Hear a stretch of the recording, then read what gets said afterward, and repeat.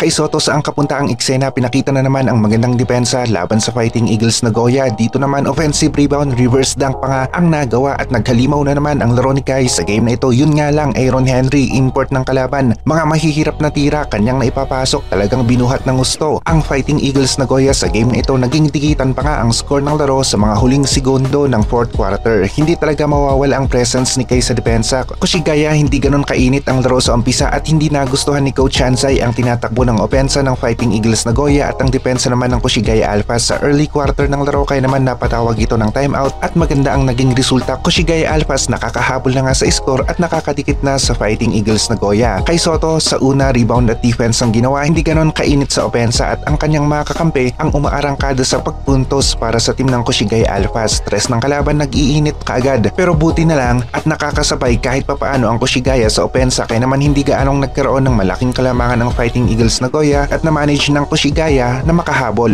Import ng kalaban, Aaron Henry, nagpakitang gilas kaagad para sa team ng Fighting Eagles Nagoya. Nagsimula na nga rin si Kai Soto sa kanyang opensa sa loob ng paint, gumamit ng lakas at end one ang naging resulta na kumpleto ang 3-point play at naipasok ni Kai Soto ang kanyang tira sa free throw line. Naging problema nga lang ng Koshigaya ang turnover, marami silang inaibigay sa team ng Fighting Eagles Nagoya. Nagulat naman si Kai Soto sa depensa ng Fighting Eagles Nagoya sa play na ito. Tatlong kalabang players kaagad ang nakapalibot sa kanya, triple team laban dito kay Kai. Bumawi naman si Kai ng isang magandang block at ito ang kanyang nagawa tapos balik sa team ng Koshigaya Alphas ang opensa. Maganda naman ang naging pasya ni Kai. Sa play na ito, nakita na mataas ang bola at pababa na ito kaya hindi niya ito tinapik, iwas na rin sa goaltending. Mintis ang tira ng kalaban, sa Koshigaya ang rebound. Sa play naman na ito, naging bulldozer itong si Jeff Gibbs, diretso sa basket, ginamit ang kanyang malapad na body frame para mabaliwala ang depensa ng kalaban. Naging mainit nga lang talaga ang opensa ng Fighting Eagles Nagoya. Maya't maya ay nakakahabol sa score ang Koshigaya Alphas at nakakadikit ang mga ito, pero hirap rin na makalamang sa early quarters ang Koshigaya. Natapos ang first half, lamang ang team ng Fighting Eagles Nagoya. Dito na tayo sa second half. Jeff Gibbs, good defense ang nagawa tapos na-convert nila sa 2 points ang kanilang opensa. Kay Soto tuloy lang sa pagkuha ng rebound at sa play na ito, isang alley-oop play ang kanilang nagawa. LG pick namigay ng pasa dito kay Soto. Mainit pa rin ang tres ng kalaban na nakikipagpalitan sa opensa ng Koshigaya Alphas. Napapanatili ang kalamangan kontra sa team ng Koshigaya Alphas. Magaspang ang depensa ng Fighting Eagles Nagoya, talagang pinapahirapan nga rin ang Koshigaya. Hard foul ang binibigay sa kanila. Free throws ni Kai Soto kanyang naipasok. Koshigaya Alphas at Kai Soto naging sunod-sunod ang opensa, alley-oop play sa eksenang ito, LG pick at Kai Soto. Tapos isa na namang assist mula dito kay Kai Soto, tres naman ni LG pick kanyang naipasok. Koshigaya Alphas nakakahabol sa score. Maganda na sana ang ginagawa ng Koshigaya Alphas pero nag-ala ninja ang kalaban, nakaka-steal at naipapasok nila ang kanilang mga tira.